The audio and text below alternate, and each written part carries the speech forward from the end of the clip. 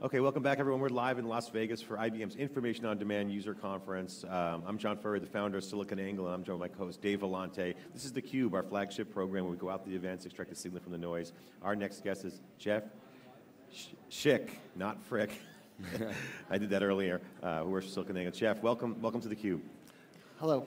We've chatted a couple years ago, and I want to share with the folks out there that you've been in the social software space. You're the vice president of social software for a long time, and you've seen the movie enterprise software. Now we've got the current trends here. IBM has had a lot of track record in social software. So my first question is, what's changed right now in social software? Why is it so relevant, and what do you guys have right now? What are you guys positioned for in this market? Well, I'll tell you. I think we got started back in 2007 where we brought forward the first integrated social software platform for business.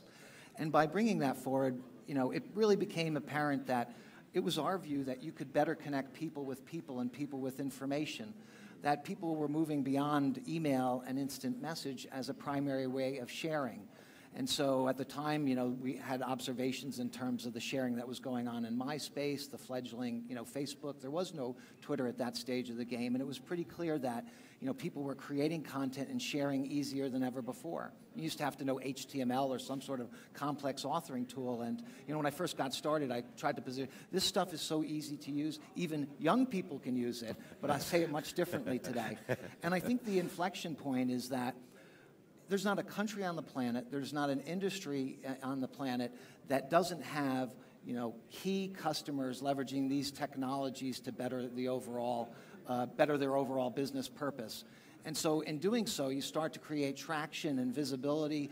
TD Bank is using these technologies to connect 120,000 people across their enterprise, right out into the retail store locations.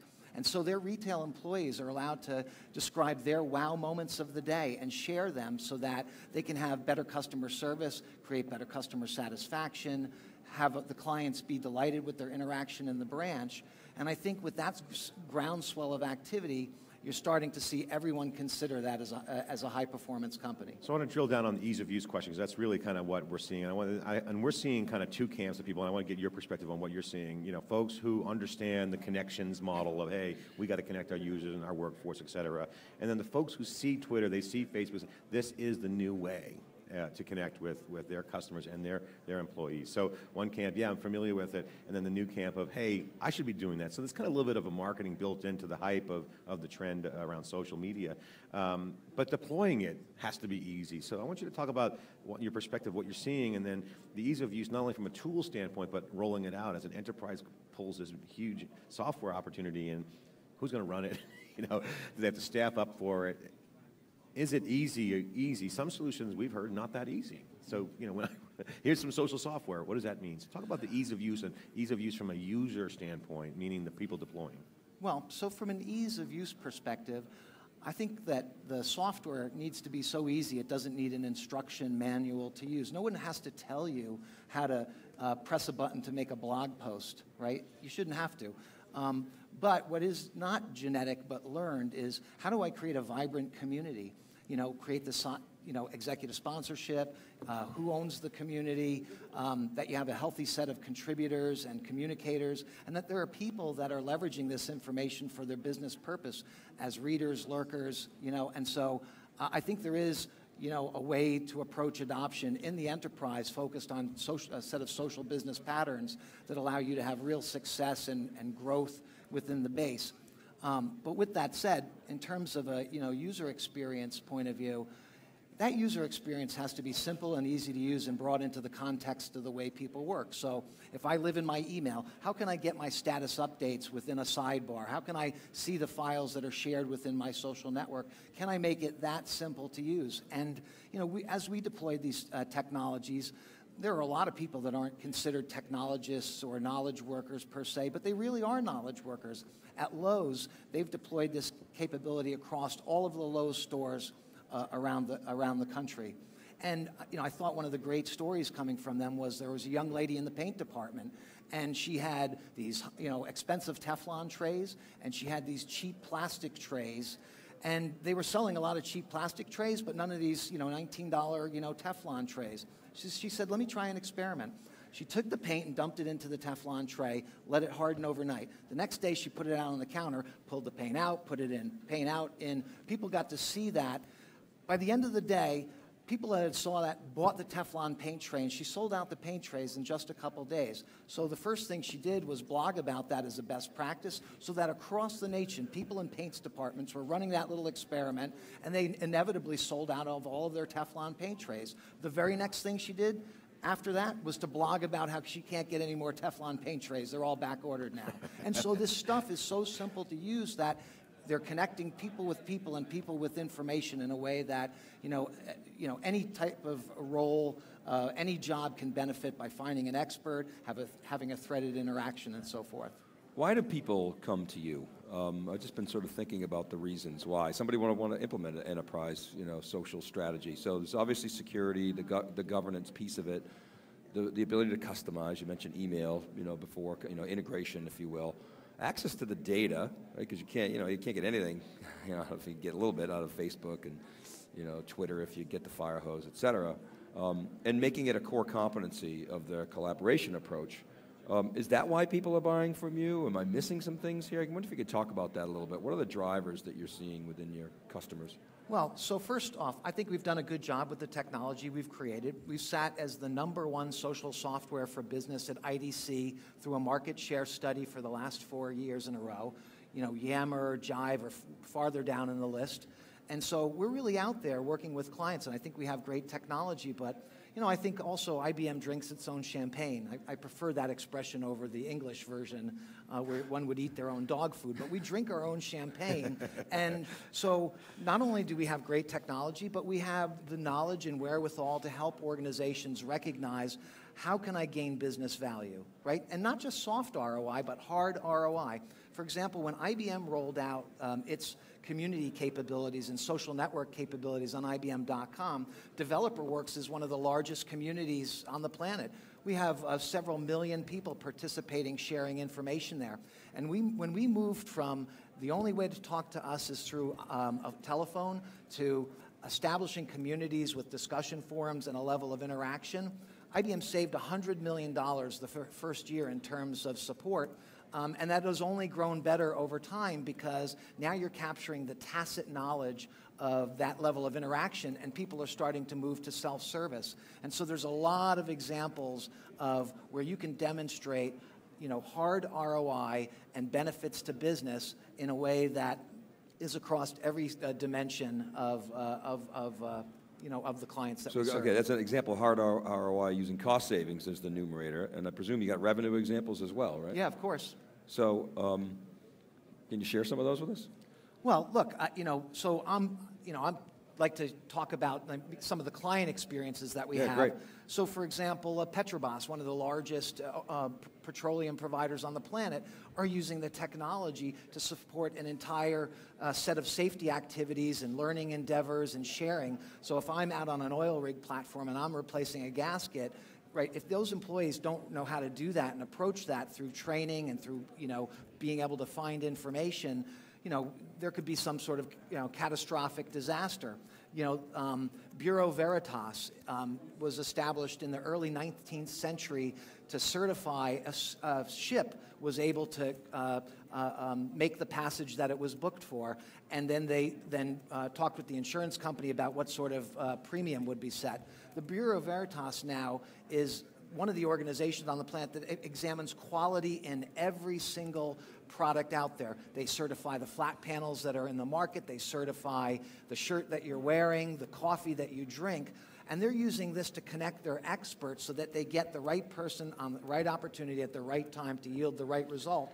And that's allowed them to expand into substantial markets. Cemex is a cement company. They're using the technology to more quickly create products. So as they created their ready-mix product, they did it, in one geography, but then as they moved around the planet, regional requirements for cement based upon climate and environment, needed to be factored into the overall mix of that ready-mix cement. And it's the way they were able to roll out a product 25% faster than they ever were able to do before. So there's a lot of examples of the business value gained in the way one can measure that. Jeff, one of the things that we've always talked about, there's always like, there's the obvious, we have to do this, the ROIs are going to be there, there's the blue sky, in some cases specific hard ROIs.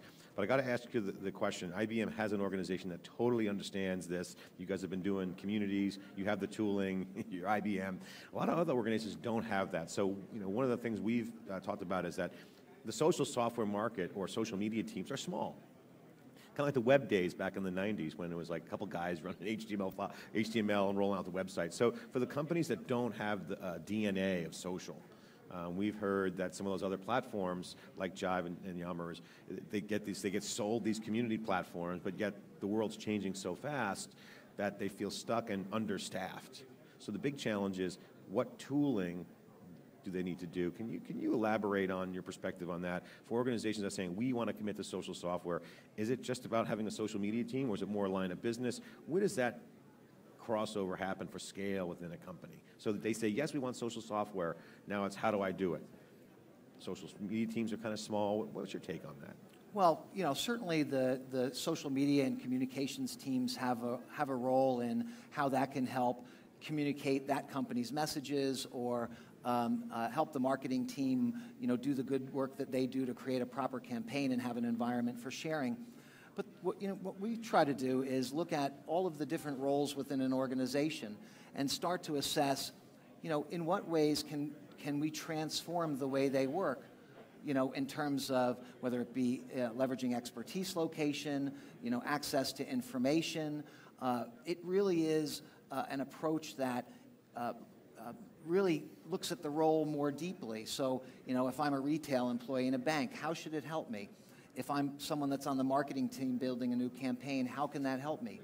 If I'm responsible for a merger and acquisition, how will this help me to do due diligence with the right people within the organization, all the way through to, in the process of the merger and acquisition, can I do this outside my company boundaries, where that sort of sharing has the proper information responsibility, stewardship of security, but allows you to work very closely with the acquiring company. So I think that you need to decompose. It's not one size fits all. Yeah. So take me through some use cases where you've had success with some of your clients. Who makes the decision? Is it the CMO? Is it the business unit manager? Who's the user? Who's the influencer? Who's the deployer? Can you just walk us through? Because a lot of companies are trying to organize their staff. Where have you had the most success bringing that value to your customers? Well, so I can tell you this: as we've worked, and we have over 52,000 companies, running our social business platform around the world, and as they're leveraging this sort of technology, it comes down to how do you get started? Well, that may originate in the IT organization with examining a better class of collaboration tools. It may happen within a line of business that says, I really think that we have the opportunity to better our overall result by sharing in this way, or working more closely with a partner or a client. So I think that those, so many entry points. There are many entry points, but with that said, I think that it takes, sort of all legs of the stool to be sort of working together in a coordinated fashion. So, for example, in the TD Bank example, they created an executive steering committee which was made of their chairman, their CIO, the heads of the lines of business, their compliance department, their legal department, human resource, and marketing. And that team said, we're going there. We're on the social business journey. We genuinely believe in the benefits and value we could derive, and so let no obstacles stand in our path. And I sat on that committee as one of the vendors. So it's top down and bottom up. So it's organic. You can come in Absolutely, on any no entry point, and then it gets some momentum in some cases. And then the business models change. Mm-hmm. So the top down looks. So what you're saying is top down is it's more of a business model mindset from the top, with organic participation from the folks in the organization? Organic comes from the people that just want to, use this sort of stuff. Great. So let me ask you a question. What's some of the exciting things that you've seen in the market? I mean, you've been in the social space, I said, for a long time. Collaboration space has evolved. Certainly it's morphed. It's really hot right now. People want to change their business. What are some of the most exciting things that you've seen that you said, wow, I wouldn't have expected that to be such a massive home run? Well, I had the opportunity to create connections starting back in 2006, and as we've brought that technology out, seeing the way that people use it is very, very exciting to me. I just, as I see that logo and their masthead, and they've done the customization, and I see their branding and their culture, in that, it's thrilling. Whether it be the United Nations that has deployed, our social capability across the entire enterprise, leveraging strong content management and analytics to, help bring to the forefront that which is important, and so I really think that, seeing how the clients are really using it and really changing the world or changing their business is, really tremendous gratification. You mentioned sharing. Obviously, people want to connect with each other. That's obviously the trend that we believe in as well. But it's also made a change to how people are deploying their communities and their forum software. It used to be, okay, we had our website, corporate website, company.com. You go there, there'd be like login, you have forums. They're still there, but there's now an emphasis of public forums that are happening. Tweets, got hashtags now out there. There's a lot of crowdsourcing conversations. So how is views? Views, yeah. So all kinds of new dynamics are changing from an entry point standpoint. More omni-channels for sales opportunities for social. How is that changing those older models of communities and forums? Certainly, they're not going to go away. There'll always be that intimate environment. But now you got to bring that out to the crowd. What have you seen as a success path for folks saying, "Hey, I've got an investment in community software," and AKA forums or blogs. Now I want to go out into the wild where the people are. Sure. And at IBM, we've done just that. I mean, seeing IBM as genuinely a social business, we put in front of an employee social media guidelines, right? And every year, every single IBM employee need, certify against those business conduct guidelines and social media guidelines, so they understand that as they use social media, describe who you are, speak within the boundaries of your job, be constructive in the interaction, and so forth. And we let every single IBM employee be the voice of IBM. We're allowing them to get out on Facebook and LinkedIn and Twitter and really talk about, what they're doing. So, it doesn't mean that, a sales rep can go announce a product. That's my responsibility.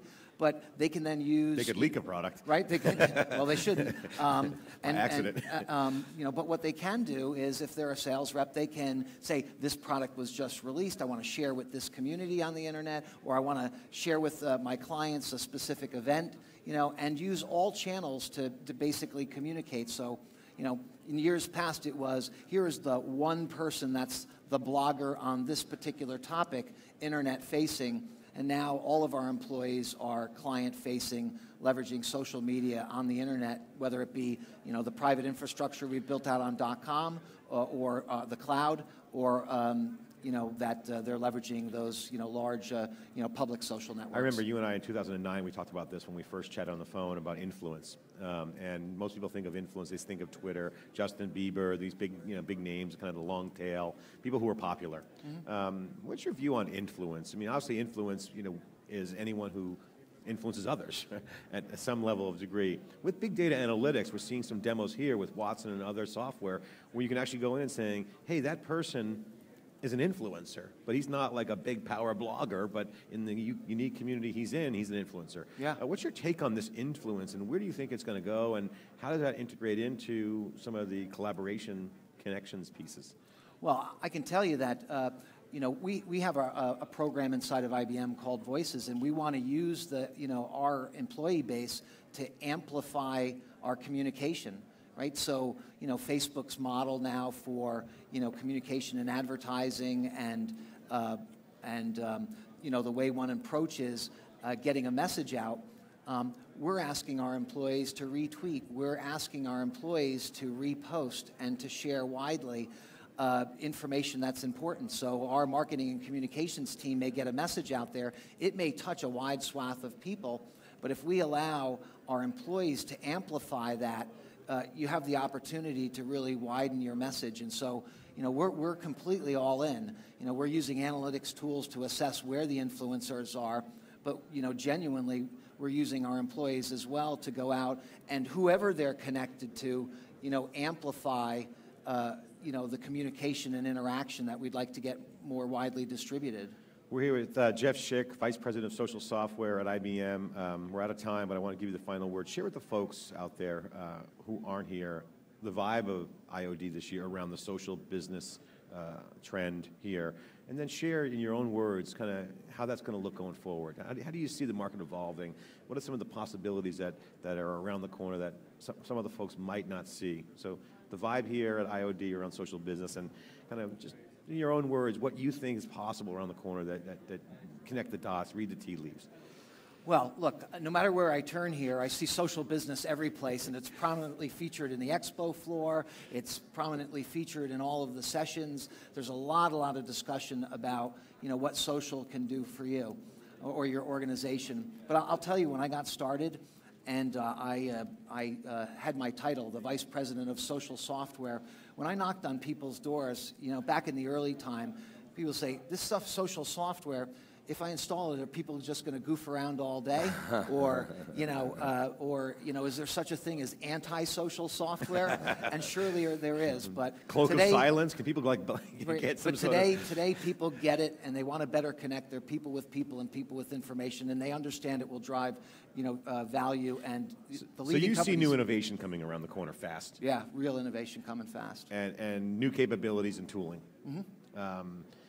Anything that you think that will be a surprise to folks out there in terms of these new capabilities? Will it be that kind of privacy, those conversations? Well, I'll tell you a direction that we're taking that I think is really important.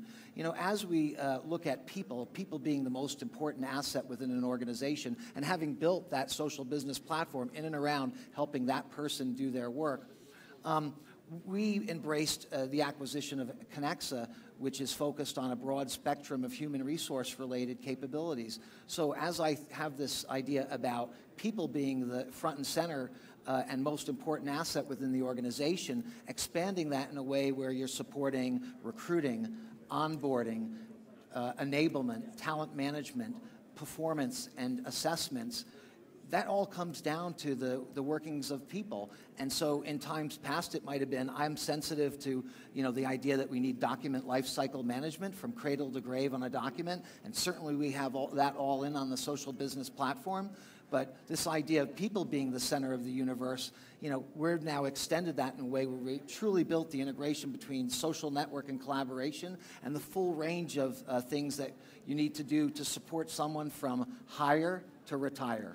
Yeah, yesterday we heard about contextually aware concept, and yeah, we love that message. We're big believers in that. Focus on the people. Smarter work. Time savings, people's time is a scarce resource, and connecting to relevance, contextually relevant things. I think there's another Google in there somewhere in this new modern era. So you guys are doing great work. Jeff, thanks for coming on theCUBE. Really appreciate it. Vice President of Social Software. This is theCUBE. We'll be right back with our next guest after this short break. Guys, thanks for having me here today. Thanks, appreciate it.